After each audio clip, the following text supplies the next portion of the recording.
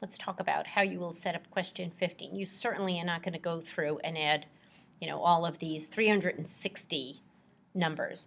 But what you might notice is that if you look at the sine of 1 degree, right, if we were looking on a unit circle, sine of 1 degree is the elevation right there, right, if this was a 1 degree angle.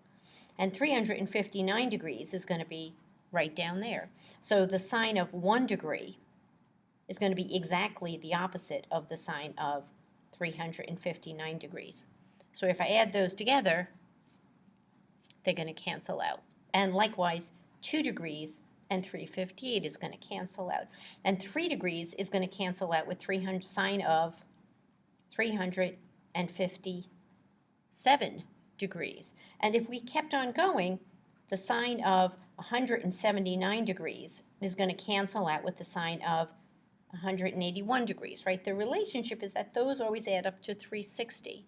So if everything cancels out, we're just going to have a single term right in the middle, which is the sine of 180 degrees. And the question is, what is the sine of 180 degrees? That's going to be your sum.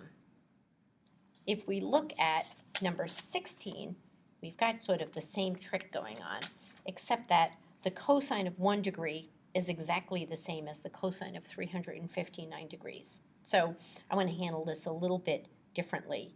I do know that cosine of 1 degree, right, cosine of 1 degree is going to cancel out with the cosine of when I get to 179 degrees. And so that's going to cancel out. Cosine of 2 degrees is going to cancel out with the cosine of 178 degrees. And the cosine of 89 degrees is going to cancel out with the cosine of 91 degrees.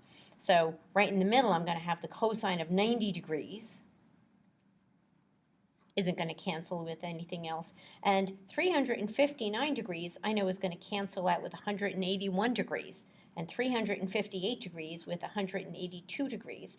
So likewise, everything over here is going to cancel out except for cosine of 90 degrees and the cosine of 270 degrees. Well, the cosine of 90 degrees you can figure out, and the cosine of 270 degrees you can figure out. So you're going to get a nice number for 16 as well.